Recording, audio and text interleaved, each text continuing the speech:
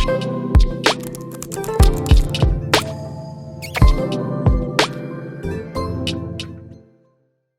जी, next हमारे पास है, अगर ट्रायंगल के 3 वर्टिसेस दिए और हम चेक करना चाहते हो एरिया ऑफ ट्रायंगल, तो उसके लिए हमारे पास क्या फार्मूला है, 1/2 determinant of x1 x2 x3 y1 y2 y3 1 1 1। अब ये x1 x2 x3 और y1 y2 y3 basically show कर रहे हैं ट्रायंगल के तीनों वर्टिसेस के जो कोऑर्डिनेट्स हैं। अगर ट्रायंगल के इस एरिया वाले फार्मूला के अकॉर्डिंग हमारे पास वैल्यू क्या आ जाती है, 0 आ जाती है, इट मीन्स दैट जो गिवन पॉइंट्स हैं वो सारे के सारे एक ही लाइन पे लाई कर रहे हैं। उनको हम कंकरेंट पॉइंट या कोलिनियर पॉइंट्स के नाम से याद रखेंगे।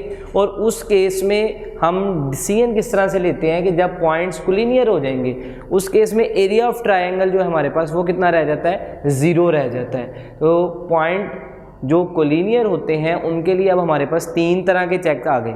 एक तो उनकी स्लोप्स जो है, यानी ए बी की स्लोप बी सी की स्लोप के बराबर होगी। दूसरा, एक डिस्टेंस जो है वो 2 डिस्टेंसेस के सम के इक्वल होगा। तीसरा चेक आज हमने पढ़ लिया, वो क्या है कि अगर इस डिटर्मिनेंट की वैल्यू हमारे पास क्या आ जाती है, 0 आ जाती है, तब भी गिवन पॉइंट्स क्या होंगे, कोलिनियर होंगे। दूसरा है trapezoidal area.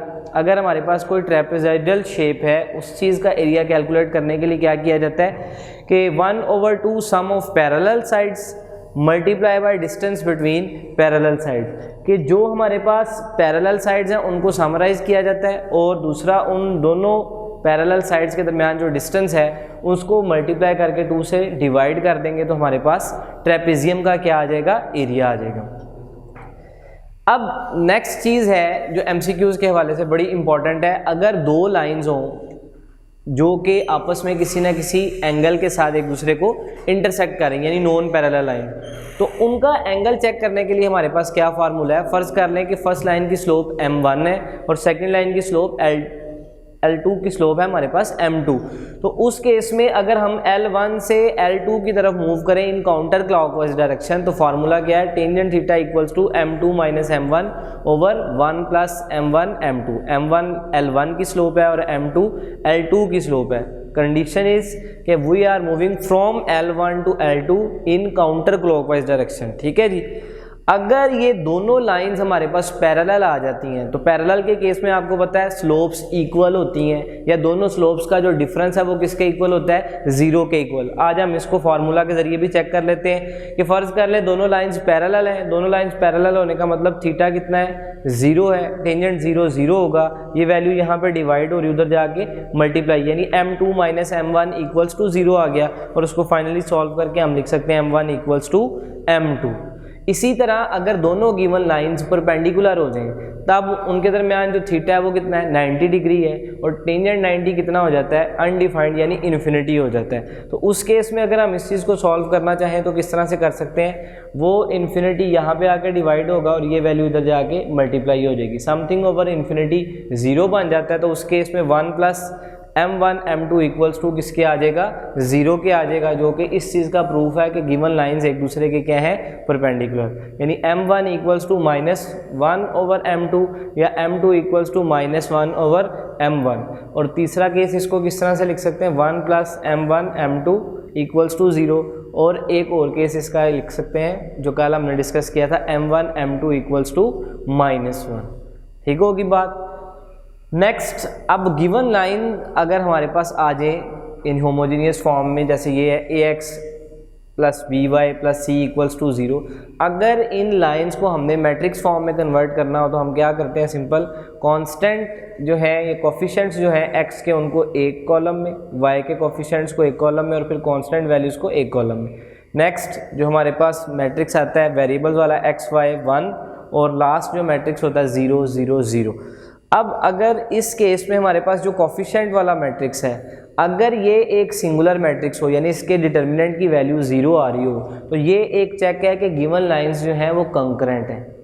Concurrent line means कि 3 की 3 लाइंस एक ही पॉइंट पर क्या कर रही हैं, इंटरसेक्ट कर रही हैं। यहाँ पे ये नोट लिखा हुआ है कि MCQs में अक्सर ये बात पूछी जाती है कि लाइंस कंकरेंट कब होती हैं, तो गिवन लाइंस का जो कोफिशिएंट वाला मैट्रिक्स है अगर वो एक सिंगुलर मैट्रिक्स हो जाए, यानी उसका डिटर्मिनेंट 0 के इक्वल आ जाए, तो ऐसी लाइंस एक दूसरे के क्या होंगी, कंकरेंट कहलाएंगी, यानी एक ही कॉमन पॉइंट से पास कर रही होती हैं। नेक्स्ट टॉपिक में है homogeneous equations of second degree in two variables. अब होमोजीनियस इक्वेशंस क्या होती हैं? Homogeneous equations are those equations in which degree of every term should be same, कि हर टर्म की डिग्री क्या होगी? सेम होगी। और हम कौन सी डिग्री की होमोजीनियस इक्वेशन स्टडी कर रहे हैं? सेकंड डिग्री की। इट मीन्स हर टर्म की डिग्री कितनी होनी चाहिए? 2 होनी चाहिए। जैसे यहाँ पे लिखा हुआ है y square minus m1 plus m2 into x y x into y plus m1 m2 x square. हर टर्म की डिग्री यहाँ पे y की पावर 2 है, x1 y1 दोनों को ऐड करें तो पावर 2 बन जाएगी, इधर भी पावर 2 है, तो टोटल डिग्री कितनी हो गई?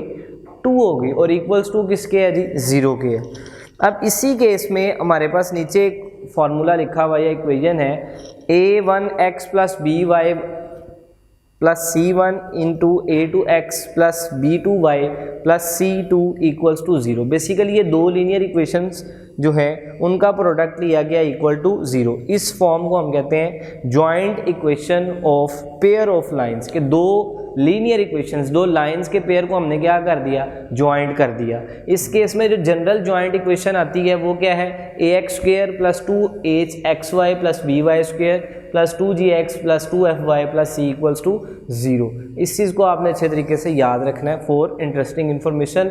एमसीक्यूज में पूछा जाता है कि ज्वाइंट इक्वेशन की जनरल या स्टैंडर्ड फॉर्म क्या है, तो वो आपने याद रखनी है ax square plus 2hxy plus by square plus 2gx plus 2fy plus c equals to 0।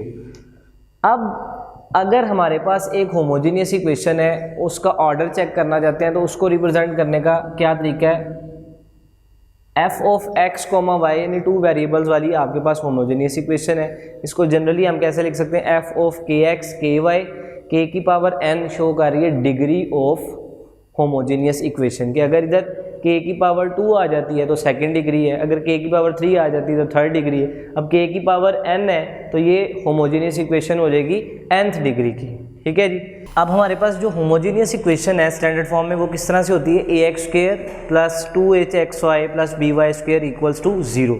ये सेकंड डिग्री की होमोजीनियस इक्वेशन है अपनी स्टैंडर्ड या जनरल फॉर्म में। इससे कुछ इंपॉर्टेंट रिजल्ट्स हैं जो एमसीक्यूज के लिए यूज़फुल होते हैं। अगर एच स्क्वायर ग्रेटर देन हो ए बी से, तो इनसे बनने वाली जो लाइन है, क्योंकि इसके अंदर दो लाइन सेम है लीनियर इक्वेशंस, तो इनसे जो दो लाइंस बनेंगी वो लाइंस रियल होंगी और डिस्टिंक्ट होंगी। डिस्टिंक्ट मीन्स एक दूसरे से मुख्तलिफ। और अगर इसी तरह एच स्क्वायर जो है वो ए बी के इक्वल आ जाए तो उस केस में जो लाइंस बनेंगी रियल तो होंगी, लेकिन दोनों क्या होंगी? कोइंसिडेंट, यानी एक जैसी लाइंस होंगी। पैरेलल या इक्वल लाइंस के केस में इस केस का रिजल्ट आएगा। और अगर एच स्क्वायर की वैल्यू ए बी से लेस हो जाए तो उस केस में हमारे पास क्या होगा? इमेजिनरी लाइंस जनरेट होंगी। अब नेक्स्ट है angle between the lines of ax square plus 2hxy plus by square equals to 0, कि हमारे पास ये जो होमोजीनियस सेकंड डिग्री की इक्वेशन है इसके अंदर असल में बेसिकली दो लीनियर इक्वेशन है, ये दो लाइंस हैं। उन लाइंस के दरमियान जो एंगल बनता है उस एंगल को कैलकुलेट करने का फॉर्मूला है हमारे पास tangent theta equals to 2 square root H square minus A b over a plus b. अब इसके मुतालिक दो इन्फॉर्मेशंस के इनमें जो लाइंस मौजूद हैं या तो वो पैरेलल हो या वो परपेंडिकुलर हो, तो उनके लिए क्या क्या केस है देख लें। अगर दोनों लाइंस पैरेलल हैं तो थीटा अंडरस्टूड है 0 हो जाएगा, टेंजेंट 0 0, ये वैल्यू इधर डिवाइड हो रही है उधर जाके मल्टीप्लाई, 2 इधर मल्टीप्लाई हो रहा है उधर जाके divide, square root H square minus A B equals to 0 आ जाएगा। बोथ साइड स्क्वेयरिंग करें तो H square minus A B equals to 0। तो ये वो कंडीशन है जिस केस में लाइंस पैरेलल या कोइंसिडेंट होंगी। लाइंस पैरेलल या कोइंसिडेंट होंगी उस केस में थीटा 0 होता है और H square minus A B equals to किसके आ जाएगा? 0 के इक्वल आ जाएगा। तो यहाँ पे हमने ये चीज़ अभी पहले भी पढ़ी है। इसी चीज़ को लिखने का समझने का दूसरा अंदाज ये है। इसी तरह अगर हमारे पास इस होमोजीनियस इक्वेशन की जो दो लाइंस हैं वो आपस में परपेंडिकुलर हो जाती हैं तो थीटा 90 डिग्री होने पर टेंजेंट 90 जो है वो इनफाइनाइट हो जाता है। ए प्लस बी इधर डिवाइड हो रहा है उधर जाके मल्टीप्लाई, इन्फिनिटी इधर आके डिवाइड, समथिंग ओवर इन्फिनिटी क्या हो जाएगा? 0 हो जाएगा। यानी ए प्लस बी किसके इक्वल आ जाता है? 0 के इक्वल। अगर तो किसी स्टैंडर्ड सेकंड डिग्री की इक्वेशन में हमें शो हो रहा हो कि ए प्लस बी इक्वल्स टू 0 आ रहा है तो उससे बनने वाली जो लाइंस हैं वो हमेशा आपस में क्या होंगी? परपेंडिकुलर होंगी। इसी तरह जो हमारे पास ये इक्वेशन 1 है ये रिप्रेजेंट करती है कब कि the pair of orthogonal lines is that the sum of coefficients of X square and Y square should be equals to 0, यानी एक्स स्क्वायर और वाई स्क्वायर के कोफिशिएंट का सम अगर 0 आ गया तो आप डायरेक्टली लिख सकते हैं कि इनसे बनने वाली जो लाइंस हैं वो आपस में क्या होंगी, परपेंडिकुलर होंगी। अब इनसे रिलेटेड जो एक्सरसाइज होगी उन एक्सरसाइजेज के अंदर आपने इन नोट को इस्तेमाल करते हुए एमसीक्यूज़ को सिंप्लीफाई करना है।